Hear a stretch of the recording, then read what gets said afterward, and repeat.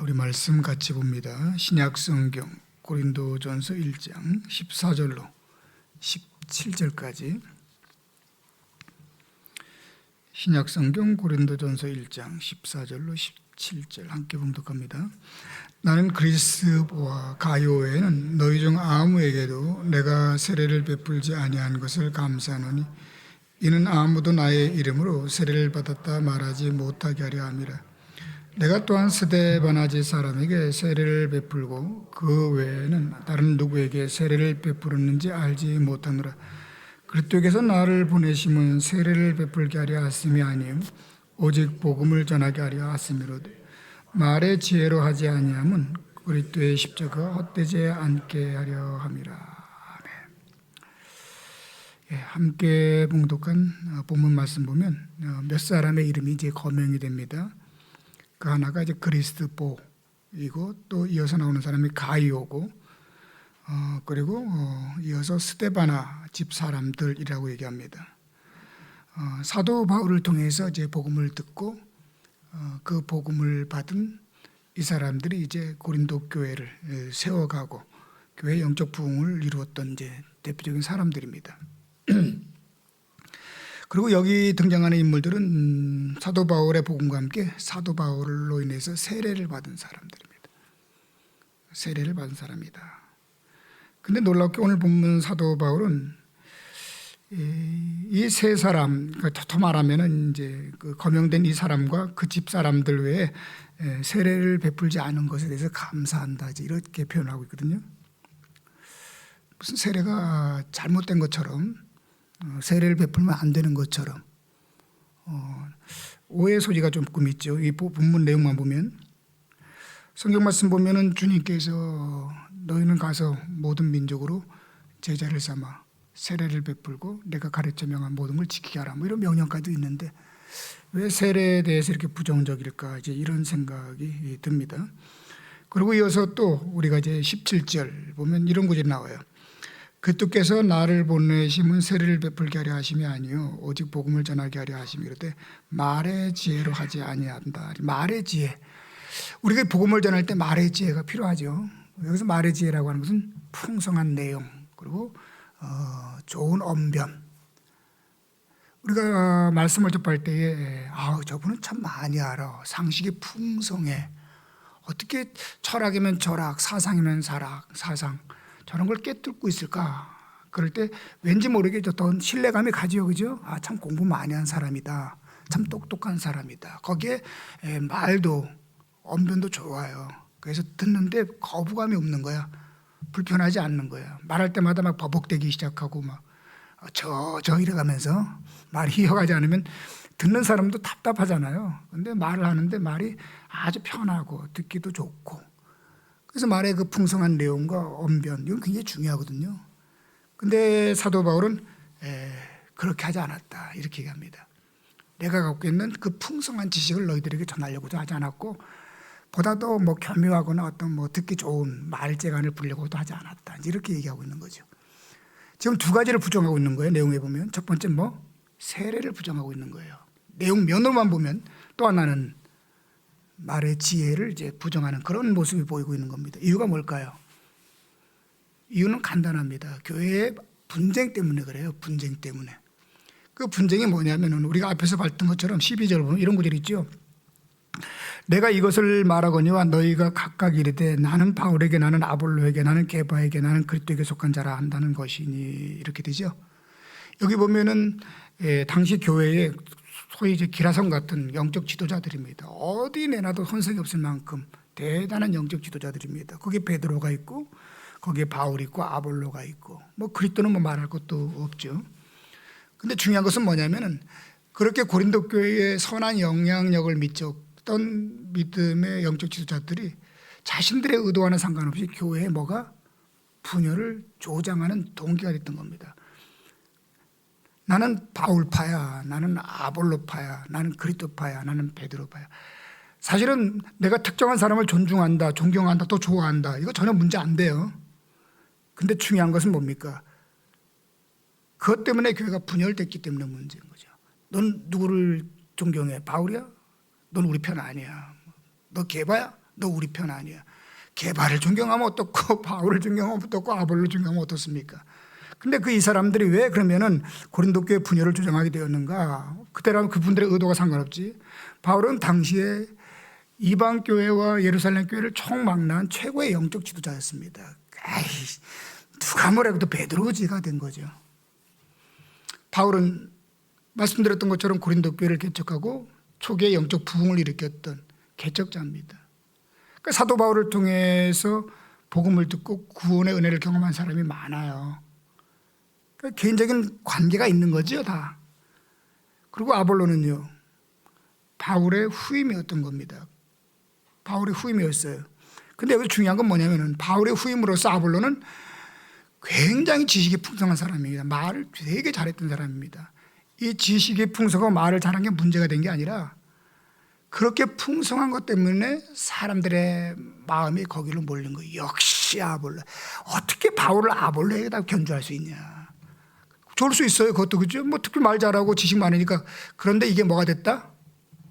교회에 분열을 가져왔던 겁니다.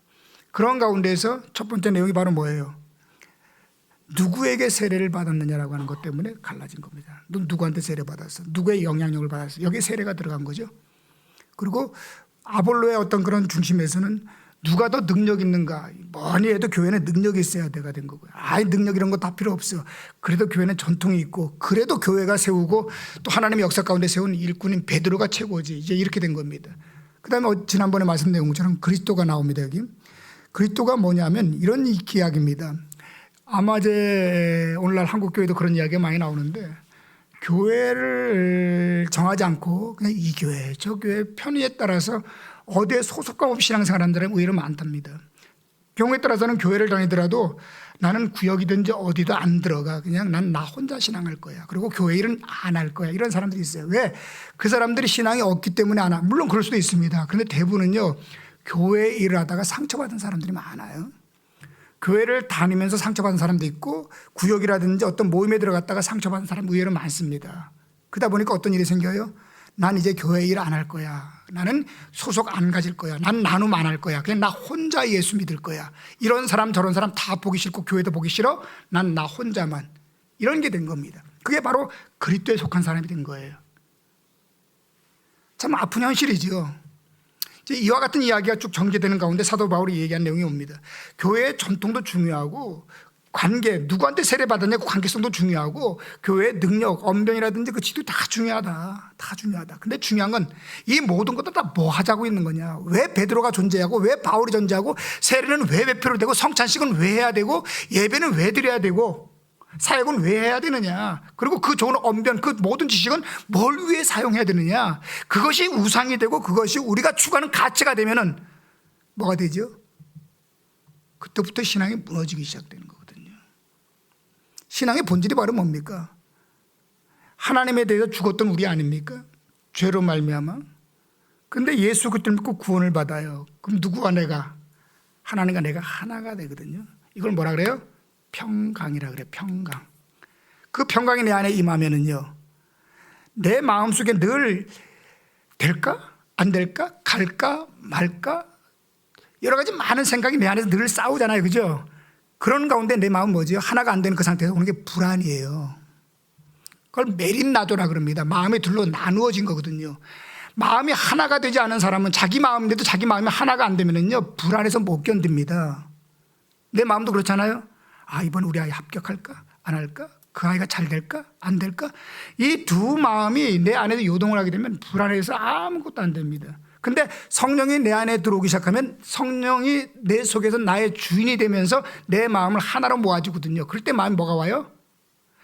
내가 예수 믿고 구원받아서 하나님이 내 안에 임재할 때에 평강이 온다면 그 평강의 하나님이 내 안에서 나에게 주인이 될 때 내 안에 오는 게 평안이에요, 여러분.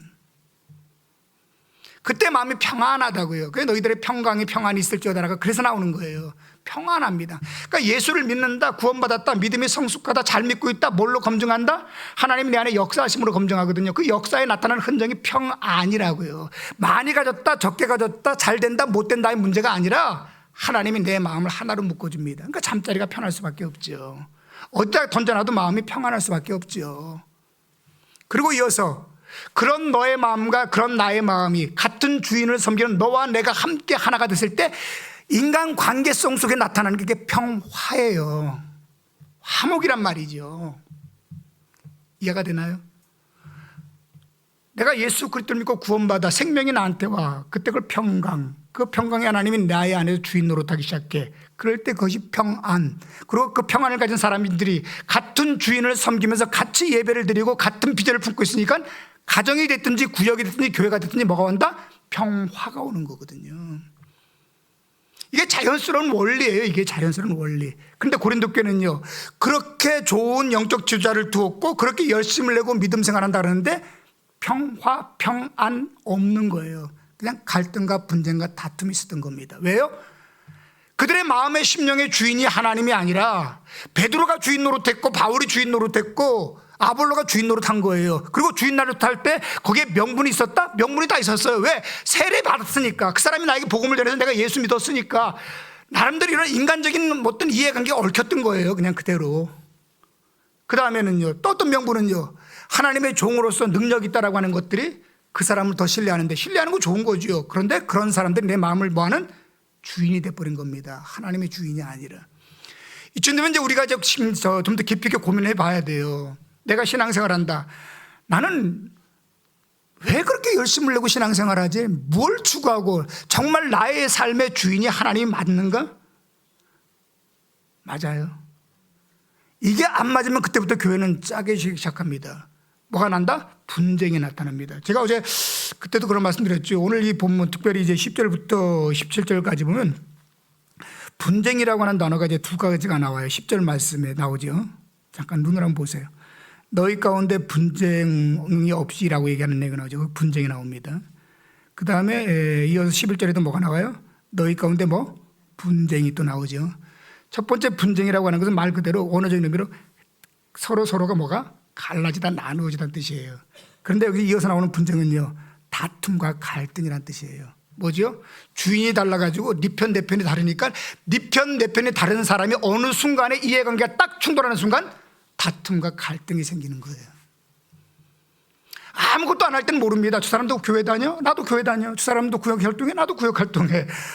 저 사람도 집사? 나도 집사해. 전혀 문제가 안 돼요. 그런데 같이 일을 해봐요. 우선순위가 확 달라집니다. 그때 비로소 저 사람이 주인이 누군 줄 알게 돼요. 교회도 마찬가지입니다. 이렇게 예배 드릴 땐 다 같은 편이죠, 우리. 그죠? 다 같은 편이에요. 이렇게 예쁘게 예배 드리는 하나예요. 예배 드리는 자들이에요. 근데 실상 현실 속에 들어갑니다. 같이 일을 해보고 같이 비전을 나눠봅니다. 그럴 때 진짜 주인이 뭔지가 다 나눠집니다. 그리고 이렇게 예배 드리다가 직장 가봅니다. 직장 갔을 때에 이 사람 저 사람을 다 만나거든요. 근데 거기서 세상 사람들과 나의 주인이 다르잖아요. 그죠? 그리고 그 사람의 정체성이 다 드러나게 되거든요. 사도 바울이 이에 얘기하는 겁니다. 너희들의 주인이 도대체 뭐냐? 왜 교회가 이렇게 다투고 분쟁하고 다툼과 분쟁의 내면 속에 너희들의 마음이 왜 이렇게 안 편하냐? 그리고 왜 하나님 믿는데 하나님 앞에 드리는 예배가 안 되냐? 이유는 뭐죠? 그건 세례의 문제도 아니고 교회 지도자의 문제도 아니고 얼마나 말을 잘하고 얼마나 많은 지식을 갖고 있나 교육의 문제도 아니라 너희 속에 진정한 예수 그리스도가 있느냐라고 하는 얘기를 하는 거거든요. 근데 그 예수 없이 말입니다. 그냥 교회 오래 다닌 거야. 그럼 자신의 마음의 주인은요, 그래도 고상하잖아요. 바울이 나의 주인. 그거 고상하다. 세례도 좋다. 근데 나가서 더 정확하게 지키면은요, 내 인생의 주인은요, 세상 갇힐 때가 많거든요. 그 교회에도 어떤 이해관계가 딱 얽히게 되면 그때부터는 짝짝해지기 시작하는 거예요. 갈등을 못합니다. 그러니까 그 꼴을 보고 나면은요, 이제 나 교회 일 안 해. 나 구역 활동 안 할 거야. 나 이 교회 저기 안 다니고 그냥 나 혼자서 그냥 여기저기 다니면 내 혼자 신앙생활 할 거야. 다 보기 싫어지거든요. 그 사람들에게 묻는 겁니다. 그러면 그 사람의 인생의 영혼의 주인은 뭔데 결국? 뭐 때문에 이렇게 힘들어하고 뭐 때문에 갈등하는가? 주님이 그 분쟁과 갈등을 원하셔요? 그렇지 않거든요. 우리의 내면 한번 잘 들어보세요. 그리고 지금까지 신앙생활을 얼마나 열심히 다 했던 상관없이 정말 물어보세요. 나의 주인은 예수가 맞는가? 언젠가 그렇지 않으면요, 주인과 주인이 충돌하는 그날에 가정도 그렇고 구역도 모든 모임도 결국 갈등하게 됩니다. 그 갈등의 뭔지는 뭘로 나타난다? 내 마음의 안 편함으로 나타나요. 제일 먼저. 뭘로 나타난다? 안 편해요. 신앙생활하는데 하나도 안 행복하다고요. 그리고 저 사람이 예수 안에서 이해되고 용납되는 게 아니라 내가 갖고 있는 그 주인 때문에 그 사람을 밀어내게 됩니다. 근데 내 안에 예수가 있으면요, 저 사람이 문제가 있거나 잘못해도 그게 용납이 되고 용서가 되고 받아들여짐이 돼요. 그래서 품어내는 거거든요. 근데 예수가 아닌 딴 주인이 내 안에 자꾸 지배하기 시작하면요, 못 받아들여요, 절대. 그래서 다툼이 일어나기 시작하는 거예요. 한번 들여다보세요. 이게 고린도 교회였다는 겁니다. 그래서 오늘 말씀 다시 한번 보세요. 제가 쭉 읽으면서 마지막 17절 보면 같이 읽을게요. 제가 먼저 14절. 나는 그리스포와 가요 외에 너희 중 아무에게도 내가 세례를 베풀지 아니한 것을 감사하노니. 왜 감사한다? 그 세례를 베풀건 때문에, 그놈의 세례 때문에 교회가 뭐 했다? 갈등하고 분쟁하고 주인을 잃어버렸기 때문에, 복음을 잃어버렸기 때문인 거예요. 이런 건 여기 세례에다가 다른 거 다 집어내야 됩니다. 그놈의 돈 때문에 내가 주인을 잃어버리고, 그놈의 직분 때문에 내가 내 신앙 잃어버리고, 그동안 그렇게 열심히 했던 사역 때문에 하나님 잃어버리고, 그런 사람 의외로 많아요. 왜? 그런 것들은 내 자랑이 되고 주인이 되니까. 참 슬픈 일이지요. 다 하나님 믿자고 했던 건데 그것 때문에 다 잃어버린 거예요. 15절. 이는 아무도 나의 이름으로 세례를 받았다 말하지 못하게 하려 함이라. 왜? 갈등과 분쟁을 일으켰기 때문에 그래요. 그러고 나면 사도 바울은 하나님 앞에 그런 겁니다. 하나님 죄송합니다. 내가 쓸데없이 세례를 베풀어서. 세례가 무슨 죄입니까? 그죠? 그럼에도 불구하고 뭐가 중요하기 때문에, 생명이 너무너무 중요하기 때문에 그래요. 다른 거 다 버려도 된다는 거예요. 오직 예수 그리스도가 있으면. 그리고 그 예수 위에서 모든 게 다 세워지는 거거든요. 누구를 통해서? 성령을 통해서 말입니다. 제가 이런 말씀 한번 드려볼게요. 초대교회의 말입니다. 초대교회 이제 12 제자들, 그리고 이제 그들을 통해서 이제 복음이 증거될 때, 그때는 여러분 교회라고 하는 이렇게 딱 반듯한 정형화된 교회가 있었어요, 없었어요? 없었죠. 그냥 가정에서 뭐 이런 성경책이나 찬송가가 있었어요, 없었어요? 없었어요. 있어봐야 이제 흘러다니는 쪽복음, 뭐 쪽지 같은 거, 그것도 너무 귀해가지고 회당이나 가야지 몇 개 붙어 있고 그랬죠, 그죠? 부를 수 있는 찬송가는 몇 개나 됐을까? 이런 정형화된 예배 형식은 있었을까, 없었을까요? 없어요. 뭐만 있었죠 그때? 오직 예수만, 예수에 대한 고백만 있었어요. 직분도 없었어요. 그냥 모여가지고 예수 만난 사람이 모여서 그냥 예배를 드렸어요. 찬양을 하고 춤추고, 그리고 그 열정 가지고 나갔던 거예요. 그러다가 사람들이 모이니까 공간이 필요하고, 공간이 필요하니까 거기에 어떤 나름대로의 형식들이 만들어지고 질서가 만들어지고, 그러다 보니까 오늘 같은 이런 정리. 근데 예수로 말면 이 모든 게 다 만들어졌는데 정작 세월이 지나가니까 예수는 없고 교회 건물만 남고 세례만 남고 교회 영적 지도자만 남고 자기의 열정, 과거의 추억만 남아버린 거예요. 그러고는요, 네 잘났다 나 잘났다 싸움박질하고 앉아있는 거 아닙니까? 이게 얼마나 허망한 일이에요. 그래서 다시 묻는 겁니다. 내 세례 속에, 내 직분 속에, 내 열심 속에, 지금까지 달려온 내 신앙 속에 정말 예수 그리스도가 있느냐는 질문하는 거예요. 예수가 있는가? 16절 말씀. 내가 또한 스데바나 집사람에게 세례를 베풀었고 그 외에는 다른 누구에게도 세례를 베풀었는지 알지 못하노라. 세례 되게 안 좋네, 그죠? 세례 되게 안 좋네. 17절 말씀. 그리스도께서 나를 보내심은 세례를 베풀게 하려 하심이 아니요, 세례를 베푸는 게 죄가 되는 게 아니라 가장 궁극적인 목적은 세례도 그 어떤 것도 아니라라는 뜻입니다. 그 어떤 것도 아니다. 맞죠? 오직 뭐다? 복음이다입니다. 어떤 것도 아니다. 세례도 중요하고, 이렇게 모여서 이 새벽 예배도 중요하고, 목회도 다 중요하고 다 중요합니다. 그런데 가장 궁극적인 것은 오직 뭐다? 복음이다가 되는 거예요. 아멘. 따라합시다. 복음이다. 그리고 이어서 또 뭐가 나와요? 좀 전에 말씀드렸던 것처럼 세례를 부정하고, 이어서 세례 자체를 부정한다는 뜻 아닙니다. 오해하지 말아요. 세례를 부정하고 말의 지혜를 이제 부정하게 되는데, 왜? 그리스도의 십자가가 헛되지 않게 하려 함이라. 무슨 뜻이냐면 이런 겁니다. 굉장히 풍성한 뭐 이런 지식을 막 쏟아내는 거예요. 그러면서 너무 재밌고 구수하고 사람들 감동을 줘. 아, 오늘 많이 울었어. 나 정말 은혜 많이 받았어. 라고 하면서 끝나고 돌아가는데 기억나는 그 사람, 그 목사님 얼굴이 기억나고, 그 사람이 얼마나 재밌게 얘기했는데 얘기가 기억나는데 막상 돌아가는데 예수가 생각이 전혀 안 나는 거예요. 그냥 재밌었어. 이거 나 많이 오늘 웃었어. 나 많이 울었어. 오늘 지식 많이 얻었어. 근데 집에 돌아가는데 예수가 전혀 생각이 안 나는 겁니다. 여러분 그런 설교 안 들어본 적 있어요? 분명히 은혜를 받고 가는데 기억나는 건 뭐가 기억나죠? 재미난 일화가 기억나고, 그 목사님의 그 제스처가 기억나고, 그 표정이 기억나고 정작 예수는 기억나지 않는 거죠. 그렇다면 그 언변이, 그 달변이, 그 지식이 무슨 소용이 있냐는 얘기하는 겁니다. 근데 교회가 이러잖아요, 그죠? 얼마나 많이 커졌습니까? 화려합니까? 많이 모입니까? 그런데 정작 예수가 없고 그 내면에는 사람들 골마 터지고 있고, 이 부분을 사도 바울은 정확하게 짚어내고 있는 겁니다. 뭘 강조하려고? 분쟁이라고 하는 그 주제를 가지고 다시 한번 예수님의 십자가 얘기를 하고 있는 겁니다. 아멘. 여러분, 예수님의 십자가 외에는 우리를 바꿀 수 있는 게 아무것도 없어요. 진짜 없어요. 울어도 안 되고 애써도 안 되고 참아도 안 돼요. 여러분, 참는다고 됩니까? 잘 가르친다고 됩니까? 천만의 말입니다. 안 돼요. 그거는요, 오직 예수가 내 안에 들어가야만 그 예수가 나를 변화시키는 거예요. 안 믿나 보다. 예수가 나를 변화시키는 거예요. 그래서 제가 이제 마지막 하나만 질문 딱 던지고 마칠게요. 정말 여러분 진지하게 여러분 스스로 답을 하세요. 여러분, 예수님의 십자가가 머리, 내가 알고 있고, 그렇죠? 내가 갖고 있는 지식이 아니라 예수님의 십자가가 정말 믿어지세요?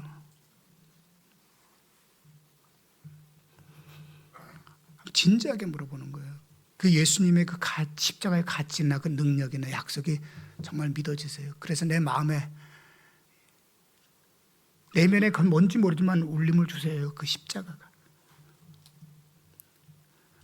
돌아보세요. 거기에 뭐가 있다? 능력이 있고, 그 능력은 나를 움직여요.